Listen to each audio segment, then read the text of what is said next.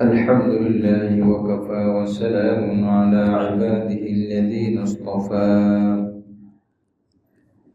ونشهد أن لا إله إلا الله وحده لا شريك له ونشهد أن سيدنا ونبينا ومولانا محمدا عبده ورسوله أما بعد فأعوذ بالله من الشيطان الرجيم بسم الله الرحمن الرحيم إن الذين يشترون بعهد الله وأيمانهم ثمنا قليلا أولئك لا خلاق لهم في الآخرة ولا يكلمهم الله ولا ينزل إليهم يوم القيامة ولا يزكيهم ولهم عذاب أليم وإن منهم لفريقا يلوون ألسنتهم بالكتاب لتحسبوه من الكتاب وما هو من الكتاب ويقولون هو من عند الله وما هو من عند الله ويقولون على الله الكذب وهم يعلمون ما كان لبشر أن يؤتيه الله الكتاب والحكم والنبوة ثم يقول للناس كونوا عبادا لي من دون الله ولكن كونوا ربانيين بما كنتم تعلمون الكتاب وبما كنتم تدرسون صدق الله مولانا العظيم وصدق رسوله النبي الكريم ونحن على ذلك من الشاهدين والشاكرين والحمد لله رب العالمين اللهم صل على محمد وعلى آل محمد كما صليت على إبراهيم وعلى آل إبراهيم إنك حميد مجيد اللهم بارك على محمد وعلى آل محمد كما باركت على إبراهيم وعلى آل إبراهيم إنك حميد مجيد الحمد لله আমরা আল্লাহ পাকের কোরআন পাকের তাফসীরে বসতে পেরেছি শুকরিয়া আদায় করি আলহামদুলিল্লাহ কোরআন কারীমের সূরা আল ইমরানের ৭৭ নম্বর আয়াত থেকে তেলাওয়াত করা হয়েছে ৭৭, ৭৮, ৭৯ তিনটি আয়াত তেলাওয়াত করা হয়েছে। হাফিজুল কোরআন কারীমের ৩ নম্বর পারার ১৮ পৃষ্ঠার শেষ আয়াত, ১৯ পৃষ্ঠার প্রথম ২ আয়াত। মহান রব্বুল আলামিন আমাদেরকে ধারাবাহিক এই আয়াতগুলোর কোরআনের পবিত্র আয়াতসমূহের তাফসীরের জ্ঞান সহিভাবে জানা ও বিশুদ্ধভাবে আমল করার তৌফিক দান করেন, আমিন। আল্লাহ পাক রব্বুল আলামিন এই আয়াত ৭৭ নম্বর আয়াতের মধ্যে যে কথাটি বলেন, এই কথাটি আগের সাথে সম্পর্ক। আমরা আগের সংক্ষিপ্তভাবে আগের কথাটি না জানলে এই কথাটি বুঝতে পারবো না। কিছু ২-৩ আয়াত পূর্বেই আল্লাহ পাক বলেছেন কিছু ইহুদি আছে আহলে কিতাব, তারা এতটাই দিনদার আমানতদার, তাদের কাছে যদি অনেক সম্পদ আমানত রাখা হয় তো তারা সহজে সুন্দরভাবে এটাকে ফিরিয়ে দেয়।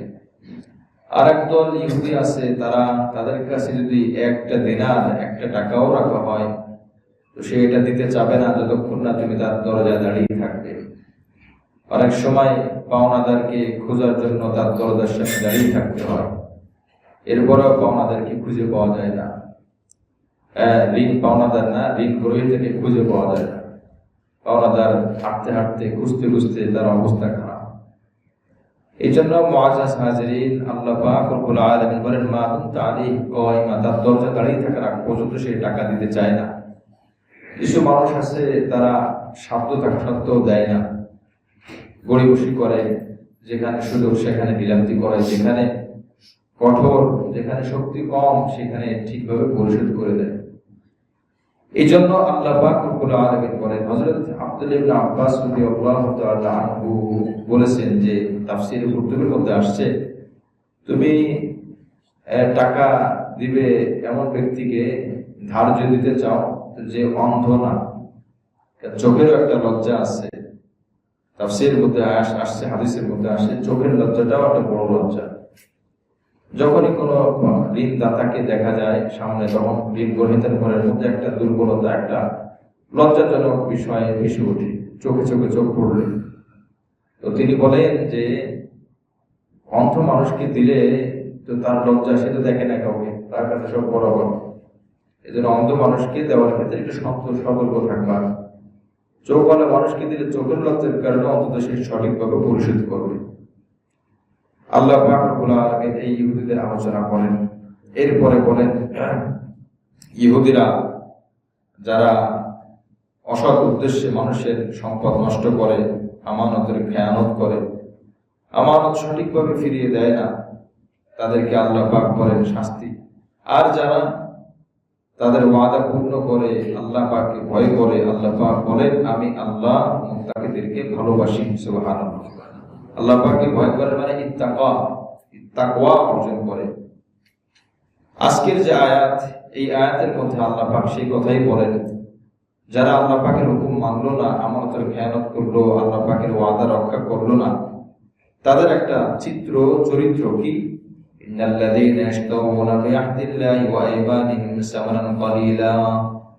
যারা আল্লাহ পাকের আয়াতগুলোকে, আল্লাহ পাকের ওয়াদাকে বিক্রি করে দেয় এবং তাদের ঈমানকে বিক্রি করে দেয় তুচ্ছ মূল্যের বিনিময়। যারা তাদের ঈমানকে, আমলকে, আখলাককে বিক্রি করে দেয় তুচ্ছ মূল্যের বিনিময়। এখন আয়াতকে কি বিক্রি করা যায়? বাস্তবে কি মনে হয়? এই যে কোরআনের আয়াত, এখানে যে আয়াতগুলো লেখা আছে কোরআন শরীফে, আয়াতকে বিক্রি করা যায়? কি বলেন? কেউ কি কিনবে? বাজারে যেতে দাঁড়িয়ে যায় যে আমি কোরআন শরীফের সূরা ফাতিহার 1 নম্বর আয়াত বিক্রি করতে চাই, কে আছে কিনবে? কোরআনে বহু জায়গায় কিন্তু আল্লাহ পাক বলছেন, যারা আমার আয়াতকে বিক্রি করে, যারা আমার আয়াতকে বিক্রি করে দেয়, এটার অর্থটা কি? এটার অর্থ বাহ্যিক কেনা বেচা না। এটার অর্থ হলো দুনিয়ার স্বার্থের জন্য, দুনিয়ার সুবিধা ভোগ করার জন্য আয়াতের ব্যাখ্যাকে পরিবর্তন করে দেয়। আয়াতের ব্যাখ্যা এমন ভাবে করে যাতে করে প্রশ্নকারী, যাতে করে বিপরীতে যে ব্যক্তি আছে তিনি সন্তুষ্ট হয়ে যায়, খুশি হয়ে যায়, তার মতো করে বিধান পরিবর্তন করে দেয়। আমি আগেও একদিন বলেছিলাম ঘটনা। এক ভদ্রলোক তার স্ত্রীকে 3 তালাক দিয়েছে, 1, 2, 3 এভাবে দিয়েছে। শরীয়তের বিধান হলো যে তালাকের মাসালাটা, আমরা যেহেতু কথা আসছে আমরা একটু সংক্ষিপ্ত আকারে জেনে নিই। তালাকটা হলো প্রয়োজনের জন্য, এটা গালির জন্য না। কিন্তু এখন এটা গালি হিসাবে হয়ে যায়। ঝগড়া লাগছে স্বামী স্ত্রী দুজনে মিলে, রাগারাগি করতে করতে ব্যাস অনেকগুলো গালিও দিয়েছে, গালির মধ্যে তালাক শব্দ ব্যবহার করেছে। অথচ তালাক হাদিসের মধ্যে আল্লাহ রাসূল বলেন নিকৃষ্টতম যে বৈধ কাজ আছে তার মধ্যে একটি হলো তালাক। তালাক এটা প্রয়োজন, কিন্তু নিকৃষ্ট প্রয়োজন। এই জন্য যদি দিতে হয়, 1 তালাকের মধ্যেই সম্ভব, 1 তালাকের মধ্যে বিবাহ বিচ্ছেদ করা সম্ভব। আল্লাহ রাসূল বলেন সব থেকে তালাক যদি দিতে হয় তো দেওয়ার কিছু উত্তম পন্থা আছে। সর্বোত্তম পন্থা হলো 1 তালাকের মাধ্যমে শেষ করা। 2 তালাকে না যাওয়া, 3 তালাক তো না, একদমই না যাওয়া। এমনকি নবী বলেন 3 তালাক যদি একবারে কেউ দেয় এটা সে তালাক পড়ে যাবে, বাকি সে গুনাহ করলো পন্থার কারণে। 103 কেন দিল সে? এই জন্য 1 তালাকে, আমি সরকারি আইনের খবর আমার ভালোভাবে জানা নাই, আপনারা জানতে পারেন, কিন্তু কোরআন সুন্নাহর আইন হলো 1 তালাকের মাধ্যমে সম্ভব। এই জন্য কোরআন সুন্নাহর উৎসাহ হলো যে যদি দিতে হয় তাহলে 1-এর মধ্যে সীমাবদ্ধ রাখতে হবে, 2 জন না দেয়, 3 জন না দেয়। কেন? বহুত ঘটনা এমন দেখা গেছে 3 তালাক দিয়ে দিয়েছে, 2 মাস পরে 3 মাস পরে স্বামী স্ত্রীর দূরত্ব আস্তে আস্তে আবার আকর্ষণ বাড়ছে, হাই আমি তো ভুল করছি। স্ত্রী বলে আমি একটু স্বামীর সাথে কঠোরতা করছি, স্বামী বলে আমি কেন 3 তালাক দিলাম। ব্যাস 2 টাকার মৌলবী মোল্লা মুন্সির কাছে যায়, মাসালা পরিবর্তন করে, তোমার সাথে ঘর সংসার করা যাবে, কোনো অসুবিধা নাই, তিন তালাক, 1, 2, 3 এভাবে তালাক দিয়ে দিল। তিন তালাক মুগাল্লাযা বলে। তালাকের জায়গা বিবাহ করা ছাড়া বিবাহ দোহরাইতে হয় না। এখন ওই মৌলবী সাহেব 200 টাকা নিয়ে অন্য জায়গাতে বিবাহ করার প্রয়োজন মনে করে নাই, মাসলা জানে নাই, জানলেও যদি বলে তাহলে তো মানবে না, ব্যাস বিবাহ নবায়ন করে এখন তার সাথে সংসার করাই দিল। যতদিন সংসার করলো ততদিন হারাম হলো, তার সন্তান হলে হারাম দাদা সন্তান। এটা শয়তানের একটা বড় ফিতনা। এই জন্য তালাক আপনি সরকারি আইনে যদি জানো, আপনি কাগজ দেখবেন, যদি কারো দায়িত্ব গ্রহণ করে এরকম কোনো ঘটনা আল্লাহ না করুক কোনো ঘটনা ঘটেই যায়, ওইখানে এক দেখবেন। কারণ এরকম বহুত হয়, হতে পারে আজকে তারা চরম বিদ্বেষ। আচ্ছা, লাইটের উল্টা দিকে অন্ধকার, উপরের দিকে অন্ধকার, কিন্তু অন্ধকারের উল্টা দিকে আলো। তো ঘৃণার বিপরীতে কি ভালোবাসা, ভালোবাসার বিপরীতে ঘৃণা। যখন স্বামী স্ত্রীর মধ্যে ঘৃণা ছিল তখন চরম ঘৃণা, যখন ঘৃণা উঠে গেছে তখন আগের থেকে ভালোবাসা আরো বেড়ে গেছে। এখন শত্রু যখন শত্রু বন্ধু হয়, দুই শত্রু, তো সাধারণ বন্ধু যেমন, তার থেকে এই এদের বন্ধুত্বের সম্পর্কের আরো মজবুত হয়। কারণ এর বিপরীতে ছিল শত্রু, এখন হয়েছে বন্ধু। তো অনেক সময় এরকম হতে পারে, হয়ে যায়, সুযোগ থাকে 1 সর্বোচ্চ 2, এর উপর যদি না যায়, এটা খুব খেয়াল করা। এরপরে যে কথাটা আসে, আমার মাথা ঠিক ছিল না, আমি যেহেতু ফতোয়া বিভাগে পড়েছি, মুফতি পাস করেছি, এই মাসালাগুলো বহুত আসছে, চোখে পানি ফেলছে, আমাদের তো কিছু করার নাই, আমাদেরও দুঃখ লাগে। তাদের দেখেন বাচ্চাদেরকে সহ নিয়ে আসে, হুজুর একটা ব্যবস্থা করেন, ছোট ছোট বাচ্চা, একজন 8 পরিবারের আছে, 3টা বাচ্চা, স্বামী স্ত্রী সহ আসছে ফতোয়া বিভাগের দরজার সামনে, মাদ্রাসার ভিতরে মহিলাদের ঢুকে না, তারা ঢুকে গেছে 3টা বাচ্চা। হুজুর দেখেন 3টা বাচ্চা, কি করার আছে বলেন তো? কোরআনের কি কারণ পরিবর্তন করার সুযোগ আছে? আমি নিজে ভুল করছি, আমি কেন 3 দিলাম? এখন আমি জানি না, আমি জানলাম না কেন? আমি না মুসলমান, বিবাহের পদ্ধতি আমি জানি, তালাকের পদ্ধতি কেন আমি জানলাম না? তালাকের কথা আল্লাহ পাক সূরা বাকারার মধ্যে স্পষ্টভাবে বলে দিয়েছে, শুরুতেই বলে দিয়ে 2 নম্বর পারায় আমাদের তাফসীরে চলে গেছে, স্পষ্ট তালাকের কথাগুলো চলে গেছে। তা আমি জানলাম না কেন? আমি না জানার কারণে সুরিয়াটা নিজের হাতে পোজ দিই, রক্ত বের হবে না? বের হবে। তো সুরিকে বলবে তুমি জানো না যেহেতু আমি রক্ত বের করবো না। এই জন্য মাসআলা না জানা এটা কোনো আপনার ওজর না, মাসআলা না জানা এটা একটা গুনাহ, এটা মনে রাখতে হবে। মাসআলা না জানা, বিধান না জানা, এটা একটা গুনাহ, চরম গুনাহ। যেই মাসআলার আমলের স্তর যেমন, ওই মাসআলা জানাও তেমন। কিভাবে বললাম? মনে করেন নামাজ পড়া কি, ঈশার নামাজ 4 রাকাত, এটা ফরজ না ওয়াজিব না সুন্নাত? ফরজ। এটার মাসআলা জানাও ফরজ। সুন্নাত নামাজ জোহরের আগে 4 রাকাত সুন্নাত, নামাজ শুরু হয়ে গেলে ভিতরে সব ফরজ হয়ে যায়। আপনি যখন সুন্নাত আদায় করবেন তখন এই সুন্নাতের মধ্যে কিরাত পড়া কি হয়ে যায়? ফরজ হয়ে যায়। নামাজ কিন্তু সুন্নাত। এই সুন্নাত নামাজ পড়বেন, ওযু করা কি ফরজ। নফল নামাজ পড়বেন, ওযু করা কি? নামাজ তো নফল, কিন্তু ওযু করা ফরজ কেন? ওযু করা ফরজ তো তার বিধান জানাও ফরজ। নামাজ পড়া ফরজ তো তার বিধান জানাও ফরজ। ভিতরে যে ফরজ আছে বিধান জানাও ফরজ। যতগুলো আমাদের পারিবারিক জীবনে বিধান আছে নাকি নাই? আছে। বাবার ছেলের সাথে কি সম্পর্ক হবে, স্বামী স্ত্রীর সাথে কি সম্পর্ক হবে, সমস্ত বই আছে। আপনাদের যদি ভরপুর সুযোগ থাকে আপনারা সময় দেবেন, বই খুলে খুলে পড়বো, বই খুলে খুলে পড়বো, সময় দেন। বলেন যে আমাদের আমরা সবাই বলবো, আয়োজন করেন। শুধুমাত্র স্বামী স্ত্রীর হক নিয়ে আলোচনা হবে, বাবা মার হক নিয়ে আলোচনা হবে, ক্রেতা বিক্রেতার দায়িত্ব কি আলোচনা হবে, বাড়িওয়ালা ভাইয়ের দায়িত্ব কি এটা নিয়ে আলোচনা হবে, নেতা এবং প্রজা দায়িত্ব কি এটা নিয়ে আলোচনা হবে, ইমাম মুসল্লির দায়িত্ব কি এটা নিয়ে আলোচনা হবে, মুসল্লি কমিটির দায়িত্ব কি এটা নিয়ে আলোচনা হবে। এগুলো কি ইসলামের বাহিরের জিনিস না ভিতরের জিনিস? কেন আমরা জানি না? কেন আমরা জানলাম না? শুধু নামাজ রোজা হজ যাকাত নিয়েই প্রশ্ন। আমি কিভাবে ব্যবসা করব, আমি কিভাবে ক্রয় করব, আমি গাড়িতে কিভাবে উঠবো, ট্রেনে আমি উঠবো, গাড়িওয়ালা টাকা চায় না, আমি নেমে গেলাম, আমার বৈধতা হলো কি হলো না, এই সব বিষয় জানার নাম হলো ইসলাম জানা। আমার জীবনে যতগুলো জিনিস প্রয়োজন ততগুলো জিনিসের মাসআলা জানাও প্রয়োজন, ফরজ। এজন্য রাসূল বলছেন তালাবুল ইলমি ফরিদাতুন আলা কুল্লি মুসলিম, প্রত্যেকটা মুসলমানের জন্য ইলম অন্বেষণ করা ফরজ।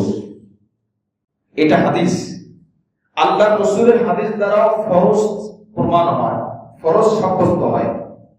হাদিস দ্বারা কি সাব্যস্ত হয়? ফরজ সাব্যস্ত হয়। এটা আমাদের মানতে হবে। কেন? ঈশান নামাজ 4 রাকাত, এই 4 রাকাত কি কোরআনে আছে? কি বলে? কোরআনে নাই, হাদিসে আছে। এই 4 রাকাত পড়া কি ফরজ না নফল? তাহলে এই 4 রাকাত কোরআন দ্বারা প্রমাণ হলো না হাদিস দ্বারা? এই জন্য রাসূল বলেছেন ইলম অন্বেষণ করা ফরজ। আপনি নফল নামাজ জীবনও পড়েন নাই, আল্লাহ পাক আপনাকে জিজ্ঞাসা করবেন না। আপনি জীবনও রমজান মাসের রোজা ছাড়া সারা বছরের যতগুলো নফল রোজা আছে, শাওয়ালের 6 রোজা, জিলহজ মাসের 9 রোজা, মুহররমের 2 রোজা, এরপরে আপনার শাবানের রোজা, আরো যত রোজা আছে, আপনি একটাও জীবনে একটাও রাখেন নাই। শুধু ফরজ রোজা রেখেছেন, কাজা থাকলে কাজা রেখেছেন, কাফারা থাকলে কাফারা রেখেছেন। আপনাকে আল্লাহ জিজ্ঞাসা করবেন না কেন তুমি নফল রাখো নাই। কিন্তু আমি আমল করি না, কিন্তু ফরজ বিধান আমি জানি না, এজন্য আল্লাহ আমাকে জিজ্ঞাসা করবেন। আল্লাহ জিজ্ঞাসা করবেন। এজন্য রাসূল বলেন ইলম অন্বেষণ করা ফরজ, প্রত্যেকের দায়িত্ব। প্রত্যেকের দায়িত্ব। আমি যে বিভাগে, যে ডিপার্টমেন্টে আমি কাজ করব, সেই কাজ জানা যেমন আমার দরকার। আমি গাড়ি চালাবো, আমার জানা যেমন দরকার। লাইসেন্স না হলে আমি চালাতে পারবো না, লাইসেন্স আমাকে দিবে না যদি আমি ভালো না পারি।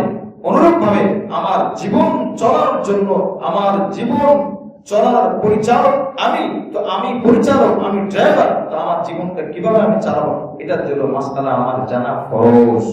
নামাজ ছেড়ে দিলে যেমন গুনাহ হয়, রোজা ছেড়ে দিলে যেমন গুনাহ হয়, যাকাত ছেড়ে দিলে যেমন গুনাহ হয়, মিথ্যা কথা বললে যেমন গুনাহ হয়, ফরজ বিধান না জানলেও ওরকম গুনাহ হয় যদি সে ভুল করে বসে। এই জন্য আজ না জানার কারণে আজ এত সমস্যা। এই যে এখন বলে যে আমার রাগের মাথায় ছিলাম, মাথা ঠিক ছিল না, ওই মুহূর্তে পাগল ছিলাম। তো পাগল থাকলে, পাগল কি শুধু তালাক শব্দ ব্যবহার করে? দুনিয়ার আর কোনো শব্দ নাই। পাগল থাকলে মারতে, রক্তাক্ত করতে কোনো সমস্যা ছিল না। তালাক শব্দ আমার একটা আল্লাহ প্রদত্ত বিধান, এটার মধ্যে কোনো পরিবর্তন নাই। লা তাবদীলা লিকালিমাতিল্লাহ, আল্লাহ পাক বলেন আমার হুকুমের কোনো পরিবর্তন হবে না। রাসূল চলে গেছে, পরিবর্তন সব শেষ। এখন যা আছে কিয়ামত পর্যন্ত স্থির, পরিবর্তনের কোনো সুযোগ নাই। কিয়ামত পর্যন্ত 1400 বছর আগেও ঈশার নামাজ 4 রাকাত ছিল, মাগরিবের নামাজ 3 রাকাত ছিল, আসর 4 রাকাত ছিল, যোহর 4 রাকাত ছিল, ফজরের নামাজ 2 রাকাত ছিল। কিয়ামত পর্যন্ত এই বিধান ঠিক থাকবে, এটা কোনো পরিবর্তন হবে না। নফলের মধ্যে পরিবর্তন ইজতিহাদের কারণে হতে পারে, সেটা ভিন্ন জিনিস। কিন্তু যেটা শরীয়তে স্পষ্টভাবে কোরআন হাদিসে লেখা, এর মধ্যে কোনো ইজতিহাদ, গবেষণা, কিয়াস কোনো সুযোগ নাই। এই জন্য আমার ভাই বলতেছিলাম যে মাসালা পরিবর্তন করে দেয় দুনিয়ার স্বার্থের জন্য, পদের লোভের জন্য, ইমামদের টিকিয়ে রাখার জন্য, খতিবকে টিকিয়ে রাখার জন্য, বয়ানে টাকা বেশি পাওয়ার জন্য, বেশি বেশি দাওয়াত পাওয়ার জন্য, বড় সনদ পাওয়ার জন্য, এরকম বহু ইসলামিক ফাউন্ডেশনের মধ্যে আসছে। আমি কথাটাই বলতেছি, আল্লাহ পাক এখানে 5টি শাস্তির কথা বলছেন। 5টি শাস্তির কথা, যারা তারা যদি এই পরিবর্তনগুলো করে। যাত্রাবাড়ির একজন বড় আলেম আল্লামা মাহমুদুল হাসান সাহেব, গুলশান আজাদ মসজিদ, এই মসজিদের তিনি খতিব, উনি বলছেন ইসলামিক ফাউন্ডেশনের একজন তথাকথিত আলেম, সরকারি আলেম, উনি ফতোয়া দিয়েছেন, কোরআনের ব্যাখ্যা করেছেন। কোরআনের ব্যাখ্যা কি বলেন? কোরআনের ব্যাখ্যা করার জন্য, কোরআনের ব্যাখ্যা দেওয়ার জন্য তার কোনো যোগ্যতা লাগবে কি লাগবে না? লাগবে। দুটা জিনিস ব্যাখ্যা করবে, তার জন্য 14টি এলিমেন্ট দরকার। কয়টি এলিমেন্ট? 14টি এলিমেন্ট দরকার। 2 নম্বর, এই এলিমেন্ট থাকার পরেও সে নিজের থেকে করতে পারবে না। সে নিজের থেকে করতে পারবে না। কোরআনের তাফসীর, কোরআনের ব্যাখ্যা প্রথম গ্রহণ করবে কোরআনের ভিতর থেকে, 1 নম্বর। 2 নম্বর, পাওয়া যায় নাই, সরাসরি হাদিসে চলে যাবে। হাদিসে পাওয়া স্পষ্টভাবে যাচ্ছে না, সাহাবায়ে কেরামের পরে আসারুস সাহাবা, আসারুস সাহাবা, আসারুত তাবিঈন, তাবিঈনদের গণ কি ব্যাখ্যা করেছেন। এইভাবে 6টি স্তর আছে, 6টি স্তর পর্যন্ত গিয়ে ব্যাখ্যা সব পেয়ে যাবে। এই 6টি স্তর থেকে গ্রহণ করবে। এখন কথা হলো গ্রহণ করবে কে? 14 প্রকার ইলম যাদের আছে। এখন আমাদের সমাজে কোরআন ব্যাখ্যাকারদের অভাব নাই। কোরআনের ব্যাখ্যা লেখে, কোরআন তাফসীর লেখে, যদি তাকে জিজ্ঞাসা করেন 14 প্রকার ইলম কি কি বলেন তো সে নিজেই পারবে না, নামই জানে না সে, আর সে কোরআনের মুফাসসির হয়ে গেছে। এই জন্য সে ভুল ব্যাখ্যা করে। কি ভুল ব্যাখ্যা করছে? যার কথা বলতেছিলাম যে উনি যেহেতু ইসলামিক ফাউন্ডেশনের একজন আলেম, উনি বই লিখছেন, বইয়ের মধ্যে লিখছেন সরকার যে আইন করছে একটি সন্তানের দুটি সন্তানের বেশি নয়, একটি হলে ভালো হয়, এটা কোরআন সুন্নাহ বলে। জোরে বলে নাউজুবিল্লাহ। দলিল দেখেন, দলিল দেখেন। আমরা কোনটার কথা বলি না, কোরআনের মধ্যে সে ব্যাখ্যা দিয়েছে ইন্নামা আমওয়ালুকুম ওয়া আওলাদুকুম ফিতনা, সূরা তাগাবুন আয়াত নম্বর 15। বাড়িতে গিয়ে দেখবেন অনুবাদ ঠিক আছে কিনা। উনি ব্যাখ্যা দিয়েছেন সরকারের আইন যুক্তিযুক্ত কোরআন অনুযায়ী হয়েছে। কিভাবে? আল্লাহ পাক বলছেন ইন্নামা আমওয়ালুকুম ওয়া আওলাদুকুম ফিতনা, তোমাদের সম্পদ, তোমাদের সন্তানাদি এটা ফিতনা, এটা বিশৃঙ্খলা, এটা বিপদ। তাহলে কোরআন আল্লাহ কি বললো? সন্তান কি বিপদ, ফিতনা মানে বিপদ, বিশৃঙ্খলার একটা কারণ। তো আল্লাহ পাক আওলাদ হুকুম ব্যবহার করছে। আওলাদ এটা ওয়ালাদুনের বহুবচন, আওলাদ মানে সন্তান। আর বহুবচনের সংখ্যা কত থেকে শুরু হয় বলেন? বহুবচন এক হলে এক বচন, দুই হলে দ্বিবচন। কোরআন সুন্নাহ অনুযায়ী যদি আমরা বলি বহুবচনের সর্বনিম্ন সংখ্যা হলো 3, আর দুই হলো দ্বিবচন, 2 জন। এখানে আওলাদ বহুবচনের শব্দ, তার মানে সর্বনিম্ন 3। তো আল্লাহ বলছেন তোমাদের সন্তানরা ফিতনার কারণ, বহুবচনের শব্দ, তাহলে বহুবচন 3। তো আল্লাহ পাক বলছেন 3 জন বা তার বেশি হলে কি হবে? ফিতনা হবে। কথাটা বোঝা যাচ্ছে কিনা? কিন্তু 3-এর কম হলে ফিতনা হবে, এটা কি বলছে আল্লাহ পাক? আল্লাহ পাক তো এক বছর করে না, 2 বছর করে না। আল্লাহ এই কথা বলেন ইন্নামা ওয়ালাদানি ফিতনা, এরকম তো আল্লাহ পাক বলে নাই। আল্লাহ পাক বলছেন তোমাদের সন্তানরা। তো সন্তানরা মানে কমপক্ষে 3-এর উপর থেকে বহুবচন। 2ও বলে না, 1ও বলে না। তার মানে 1ও ঠিক আছে, 2ও ঠিক আছে, 3 হলে ফিতনা। তার মানে আল্লাহ পাক বলতেছেন তোমাদের সন্তান যেন একজনের, প্রত্যেকটা পরিবার ফ্যামিলিতে যেন 2-এর অধিক না হয়। জোরে বলি নাউজুবিল্লাহ। ব্যাখ্যা দেখছেন? এটা সনদ যিনি বলছেন তিনি জীবিত আছেন এখনো। এই হুজুর ইসলামিক ফাউন্ডেশনের সিরাতুল নবী মাহফিলের দাওয়াতে গেছে এবং তিনি আরো ব্যাখ্যা দিয়েছেন যে কি বলে খাসি করা এটাও বৈধ পুরুষদের জন্য। জোরে বলে নাউজুবিল্লাহ, যাতে করে সন্তান না হয়। দলিল দিয়েছেন কিভাবে? যে নবীজি হাদিস থেকে দলিল দেয়, নবীজি বকরি, ছাগলের যে খাসি করা ছাগল, এই ছাগল পছন্দ করতেন খাইতে বেশি। তো নবীজি খাসি করা ছাগল মানে তোলানো ছাগল পছন্দ করতেন, এটা নবীর কাছে প্রিয়। এই জন্য এটা যেহেতু খাসি একটা বকরি একটা প্রাণীর জন্য যেহেতু জায়েজ, তো পুরুষদের জন্য করাও এটা জায়েজ। এখন এটা করে তো সন্তান হবে না। আবার এদিকে 3 জন সন্তান হলে বিপদ। এই হলো ব্যাখ্যা। এটা কি জন্য বলেন? মামলুক বানানোর জন্য, খুশি করার জন্য। তো ওই যাত্রাবাড়ি হযরত মাহমুদুল হাসান সাহেব উনি গেছেন ওখানে ইসলামিক ফাউন্ডেশনে, ওনার নাম ঘোষণা করা হয়েছে যে আপনি এখন বয়ান করবেন। বলে আমি বয়ান করব না। কেন? আপনি তো আমাদের আজকের বিশেষ মেহমান। বলে আমার একটা শর্ত আছে, যেই ব্যক্তি, যেই আলেম ইসলামিক ফাউন্ডেশন থেকে এই কথাগুলো লিখছেন, আগে একটু ওনাকে আমার কাছে আনেন। হ্যাঁ, কেন? বলে নিয়ম হলো কোরআন সুন্নাহ যদি কোনো গবেষণা করা হয়, ইস্তেহাদ করা হয়, কোনো মাসলা বের করা হয়, তো অন্তত নিয়ম হলো ওই মাসলা যিনি বের করবেন সর্বপ্রথম তার আমল করা আগে দরকার। এখন আমি আমার জীবনে গরু ছাগল বিষয়টা কাটি নাই, আমার খুব ভয় লাগে জবাই দিতে, আমার কলিজা কাঁপে। কিন্তু আজকে আমি নিয়ত করে আসছি সুরিয়ানের আগে তাকে খাসি করব, তারপর বাকি সবাই যেন আমল করে। কারণ সেই তো গবেষণা করছি, যদি রাজি হয় তাহলে আজকে মস করবো। ওই ব্যক্তি মস থেকে বের হয়ে চলে গেছে, সামনে আসে। এই হলো আমাদের দেশের একটা ইসলামিক ফাউন্ডেশনের অবস্থা হচ্ছে।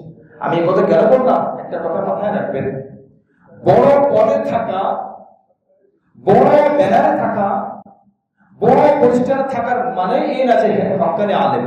কথাটা কিন্তু আমার কাছে যুক্তি আছে। বড় পদে থাকা, বড় মসজিদে থাকা, বড় ডিগ্রিধারী, এর মানে এই না যে সে হক্কানি আলেম। আর এর মানে এই না যে তিনি একমাত্র বেশি বুঝেন। আমি বললে আত্মসমালোচনা হবে। ইসলামিক বাইতুল মুকাররম মসজিদের ইমাম কয়জন বলতে পারেন? নিয়োগপ্রাপ্ত ইমাম 5 জন। মিজানুর রহমান কাসিমি, মহিউদ্দিন শাহ, এরপরে আপনার ইহসান রহমান জিলানী, এরপরে আরেকজন আছে মহিবুল্লাহ আল বাকি, আরেকজন নাম ভুলে গেছি। কারণ 4 জন বা 5 জন। কথাটা বলেই ফেললাম, না বলা ঠিক ছিল। আপনি বলেন তো, এখানে যত যারা ইমাম হয়েছেন, এরা কি বাংলাদেশের মধ্যে যত ইমাম আছেন তার থেকে বেশি জ্ঞান রাখেন? বেশি জ্ঞান রাখেন? এটা তো আমরা স্বীকার করতে হবে। আমি আর কিছু বললাম না। কেন্দ্রীয় মসজিদের ক্ষতি অনেক জ্ঞানী, না হলে কেন্দ্রীয় মসজিদের ক্ষতি হতে পারছে। মনে রাখবেন, শিক্ষাগত যোগ্যতা, কোরআন সুন্নাহর গভীর জ্ঞান এক জিনিস, আর মাইক পেয়ে বয়ান করার যোগ্যতা আরেক জিনিস। আমরা এখন মাফি বড় মসজিদের ক্ষতি বলেছেন, বলুন আপনি বড় মসজিদের ক্ষতি করে শিরক করতেছেন, পূজা করতেছেন। তারা আপনার ইমানের মধ্যে সন্দেহ আছে। বড় মসজিদের ক্ষতি ভুল বলে, সেই ভুল কখনো সঠিক হবে না। ছোট মসজিদের হুজুর যদি সহি বলে, এটা কখনো ভুল হবে না। বড় মসজিদের দলিল কেন আমি আনবো, বাইতুল মুকাররমের দলিল কেন আমি আনবো, ইসলামিক ফাউন্ডেশনের দলিল কেন আমি আনবো? কথা যদি সহি হয়, ছোট্ট একটা মসজিদ থেকে একজন হুজুরে পড়েছে, এই কথাটা আরো পর্যন্ত পৌঁছে যায়। আর কথা যদি ভুল হয়, সমস্ত কেন্দ্রীয় মসজিদের ক্ষতিপূরণ যদি বলে, ওই কথাটা আল্লাহর কাছে পৌঁছা জমির তলদেশে চলে যায়। এটা আমি দুঃখ আর কষ্টের সাথে বললাম। যখন আমাদের সামনে এসে বলে যে অমুক মসজিদের ক্ষতি বলছে, তখন খুব কষ্ট লাগে। আমরা কি তাহলে পড়ালেখা করি নাই? আমরা কি ভিক্ষা করে, আমরা কি কিভাবে মাদ্রাসায় কি শুধু আপনার থালাবাটি পাচ্ছি? আমরা পড়ালেখা করি নাই? উনি যে বুখারী শরীফ পড়ছে, আমরা সেই বুখারী শরীফ পড়ছি। সবাই এক জায়গা যাবে না, সবাই এক জায়গা যাবে না, সবাই এক মসজিদের ক্ষতি হবে না, সবাই এক মসজিদের ইমাম হবে না। এর মানে এই না যে যিনি আছেন তিনি ছাড়া আর কেউ কিছুই না। আমাদের মানসিকতা পরিবর্তন করা দরকার। নচেত তারা সুযোগ পেয়ে তারাও যখন এই কথাগুলো বলে বেড়ায়, তারা ভুল ব্যাখ্যার জন্য আমরাও তাই, আমরা সমর্থন করছি বলে ভুল ব্যাখ্যা করছে। আজ আপনারা আলেমের কথা বললেন, অথচ হাদিসের মধ্যে আসছে যেই পরিবারে অনেক সন্তান ধারণ করতে পারে সেই মেয়েদেরকে বিবাহ করবো। রাসূল বলছেন, আমি উম্মত বেশি হওয়ার কারণে আমি গর্ব করব, আমি এই হাজার হাজার লক্ষ কোটি কোটি উম্মত নিয়ে উঠবো। আর উনি একজন আলেম হয়ে ইসলামিক ফাউন্ডেশনে বসে ব্যাস এই ব্যাখ্যা দিয়েছেন। এখন যারা বই পড়বেন তারা মধ্যে কি কোথায় থাকেন? ও ইসলামিক ফাউন্ডেশন, ও যোগ্যতা না থাকলে সেখানে ঢুকতে পারে। এই প্রত্যেকজন ইমামের হিস্ট্রি আমার জানা আছে, কিভাবে ঢুকছে। আর কিছু বললাম না। হ্যাঁ, সহি, আমি এই কথা বলছি না তার না হক, আমি এই কথা বলছি না, কিন্তু আমার কথা হলো বড় বেড়া, বড় প্রতিষ্ঠা, এটাই সহি দলিল। এটা আপনাকে কে বলেছে? কোরআনের একটা আয়াত দেন, হাদিসের একটা বাণী শোনা। এই মসজিদ থেকে যদি একটা কথা বের হয় আর এই কথাটা যদি সহি হয়, এই কথাটা যদি আপনি মানতে পারেন বিশ্বাসের সাথে, মর্যাদার সাথে, আপনি কেমন কোরআন সুন্নাহকে ভালোবাসবেন। আর যদি আপনার দুর্বলতা থাকে, আপনার ঈমানের মধ্যে দুর্বলতা আছে, কারণ কোরআন সুন্নাহকে আপনি বুঝলেন না। এই জন্য এই যে ব্যাখ্যা, এরকম বহু ব্যাখ্যা আছে, বহু ব্যাখ্যা করে গিয়েছেন ইসলামিক ফাউন্ডেশনের বিভিন্ন ব্যাখ্যা। এটা আমার বহু জানা আছে, যেগুলো কোরআন সুন্নাহর সাথে একদমই মিলে না।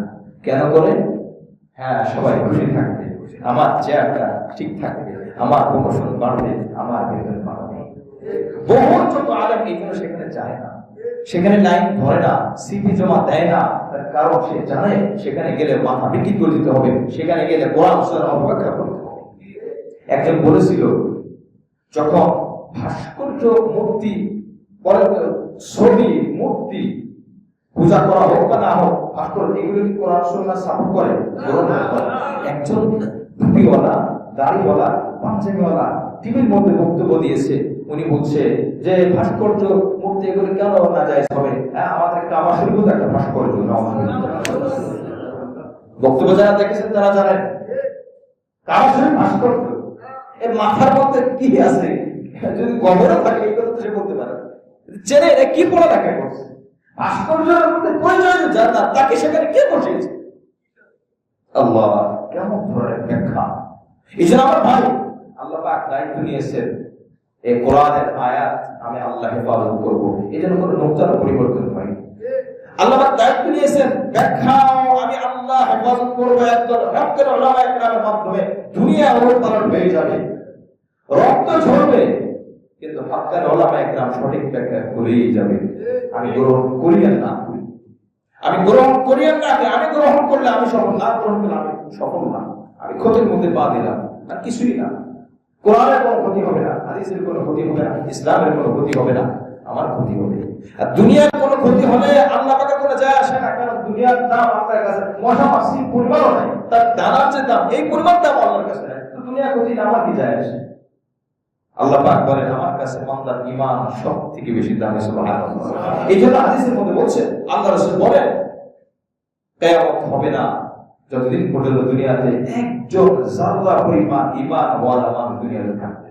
তার মানে আল্লাহর কাছে এরকম দুনিয়া থেকে যারা পরিমাণ ঈমানদারের দাম অনেক বেশি। এই জন্য আমার ভাই, অপব্যাখ্যার সরাসরি বহুত চলছে, সঠিক ব্যাখ্যা থেকে অপব্যাখ্যা আপনি বেশি পাবেন।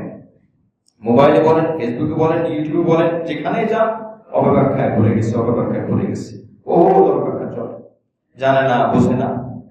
এক ভদ্রলোক একদিন এসে বলতেছে যে আল্লাহ পাক কোরআনের মধ্যে বলছেন সফরে আমরা যখন যাই 4 রাকাত নামাজে 2 রাকাত নামাজ পড়ি, 4 রাকাত নামাজে 2 রাকাত নামাজ পড়ে এটা ওয়াজিব। ম্যাক্সিমাম উলামা ইকরাম তারা বলেছেন 2 রাকাত নামাজ পড়া ওয়াজিব। আয়াতের মধ্যে আছে 101 নম্বর আয়াত সূরাতুন নিসা, ওয়াইদা দারাবতুম ফিল আরদি ফালাইসা আলাইকুম জুনাহুন আন তাকসুরু মিনাস সালাহ, যখন তোমরা সফর করবে জমিনে তখন তোমাদের কোনো গুনাহ হবে না যদি তোমরা নামাজ পড়ো কসর করে। আয়াতের অনুবাদ। তো উনি বলতেছেন হুজুর, তো আল্লাহ পাক বলতেছেন যে কোনো গুনাহ হবে না কসর করলে, তার মানে তো বোঝা যায় পরিপূর্ণ আমি পড়তে পারি, তার মানে বোঝা যায় পরিপূর্ণ আমার পড়ার সুযোগ আছে। এখানে অনুবাদ, এই ব্যাখ্যাটা আপনি কোথা থেকে আনলেন বলেন তো? কোরআনের একটা শব্দের অনুবাদ ব্যাখ্যা আমার নিজের থেকে করার কোনো সুযোগ আছে? সুযোগ নাই। যদি তাই হতো তাহলে পৃথিবীতে যতগুলো ভাষা আছে, যত দেশে কোরআন আছে, যত দেশে মুসলমান আছে, মন করে এক একটা ব্যাখ্যা করতো, কোরআনের অস্তিত্ব সঠিক ব্যাখ্যা দুনিয়াতে টিকে থাকতো না। মন করা ব্যাখ্যা যদি হতো, এখানে এই আয়াতের ব্যাখ্যা আপনি জানতে হবে, কোরআনে সরাসরি নাই, আপনার হাদিসে চলে যেতে হবে। কিছু কিছু উলামা ইকরাম বলছেন সফর অবস্থায় যদি সমস্যা না থাকে 2 রাকাত নামাজ পড়া, 4 রাকাত নামাজ পড়া জায়েজ।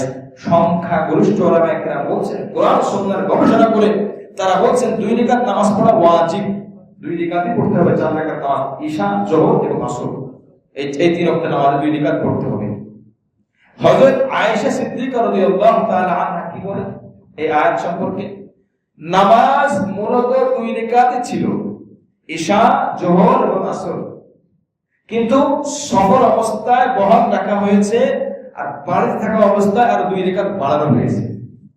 এটা আরেকটা জ্বলন্ত প্রমাণ হলো, যারা মাসআলা জানেন, যোহর, আসর, ঈশা এই 4 রাকাত নামাজের দ্বিতীয় 2 রাকাতে অর্থাৎ তৃতীয় এবং চতুর্থ রাকাতে সূরা ফাতিহা পড়া কি বলতে পারেন? সূরা ফাতিহা পড়া মুস্তাহাব। অথচ কোন নামাজে কিন্তু কোন রাকাতে, ফরজ নামাজ ছাড়া কোন নামাজের কোন রাকাতে সূরা ফাতিহা পড়া মুস্তাহাব না, ওয়াজিব। সূরা তিলাওয়াত ওয়াজিব, কিন্তু শুধুমাত্র ফরজ নামাজগুলোতে তৃতীয় এবং চতুর্থ রাকাতে সূরা ফাতিহা পড়া মুস্তাহাব। যদি কেউ না পড়ে, ভুলে যায় বা ছেড়ে দেয়, কোনো ক্ষতি হবে না, সে রুকুতে চলে গেছে, অসুবিধা নাই, বাকি মুস্তাহাব তরফ হয়েছে, সাওসিদা আসবে না।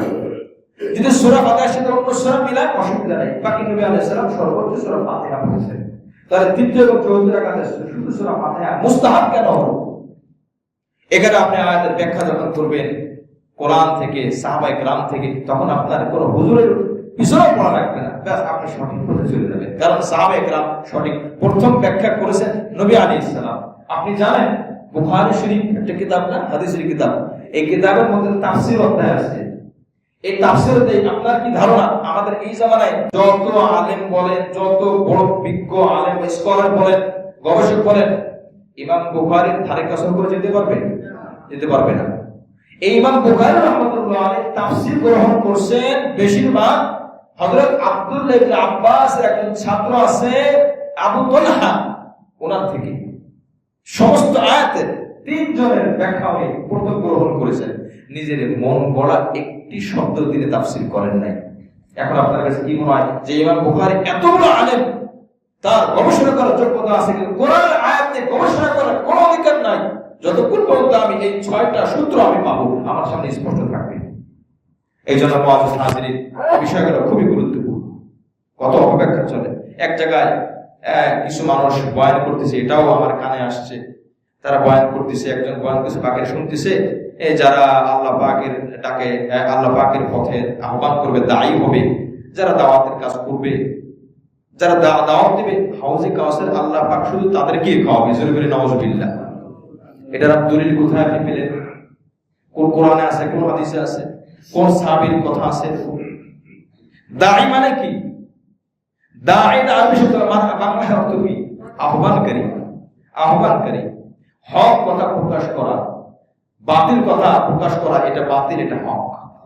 সহিহ কথাগুলো বলে দেওয়া, কখনো ঘরের থেকে বলা, কখনো বাহির থেকে বলা, ব্যাস আহ্বান করা।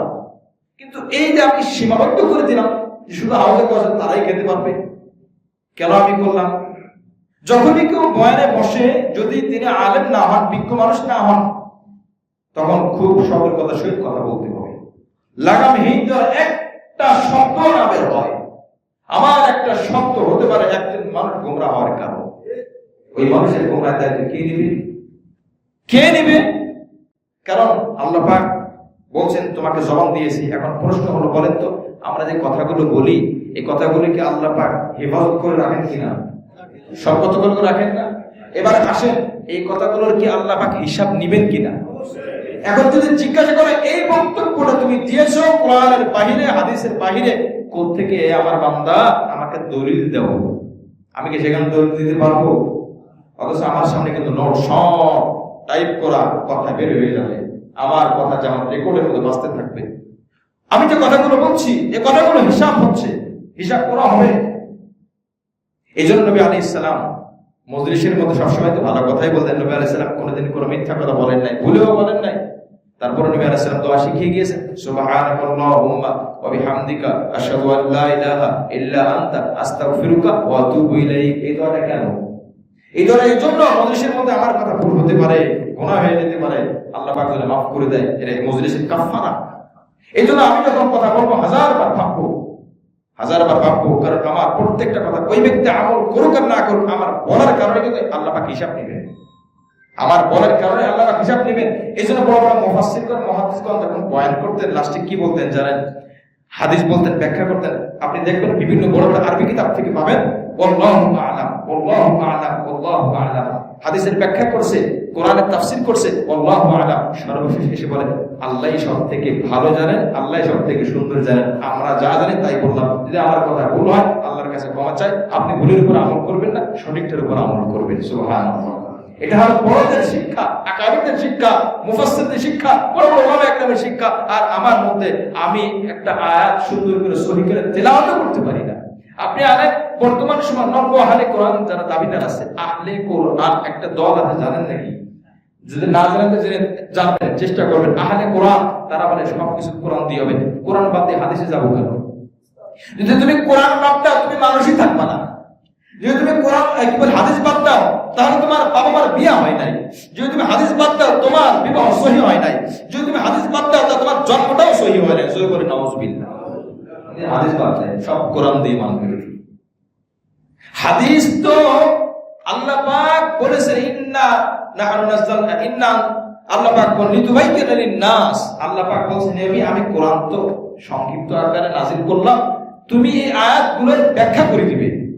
ব্যাখ্যা করার দায়িত্ব কার?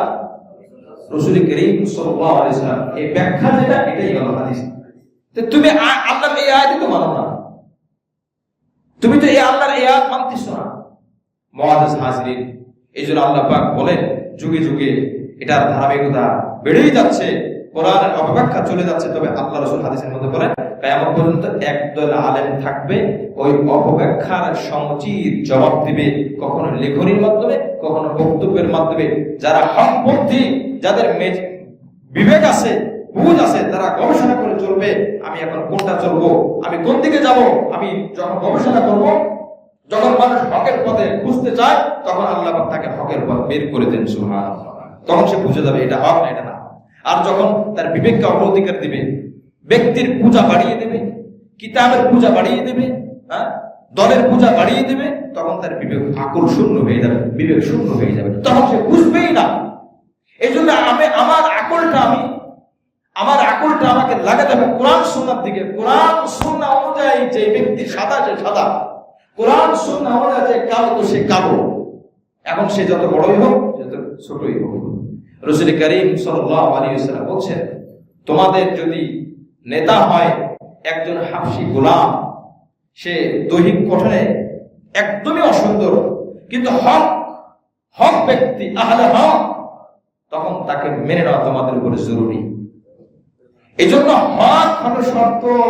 কালো না ধলা, লম্বা না ছোট, মোটা না খাটো, লম্বা না খাটো, মোটা না চিকন, শিক্ষিত বেশি না কম, সবকিছু মুখস্থ আছে নাকি নাই, বংশ ভালো নাকি নাই, নবীর বংশ নাকি নাই, এটা মূল বিষয় না।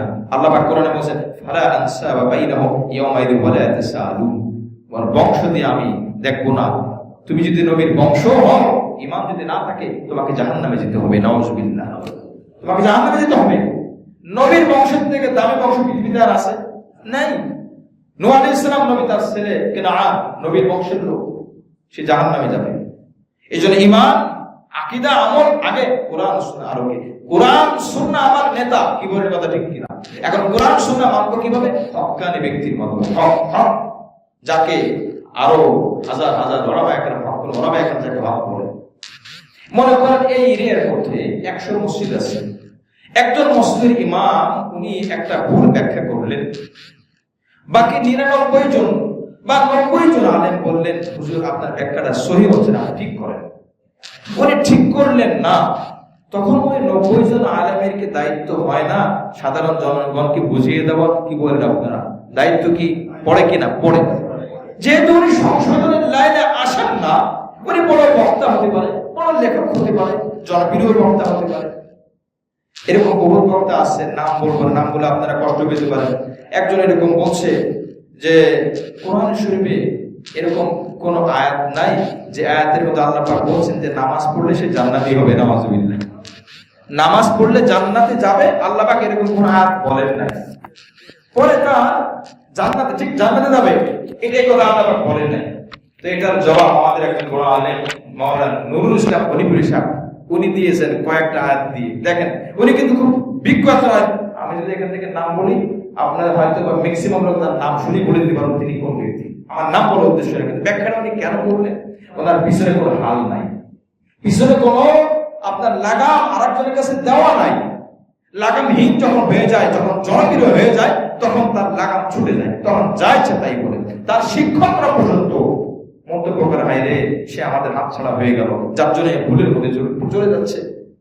যত বড়ই জাহাজ হোক, যদি পরিচালক না থাকে, এটাকে ঠিক থাকবে? বলে ঠিক থাকবে না। যত বড় একটা পরিচালক দরকার। তো আল্লাহ পাক বলেন সূরা মুমিনুনের মধ্যে, এখানে 7 থেকে 9টি গুণের কথা বলেন।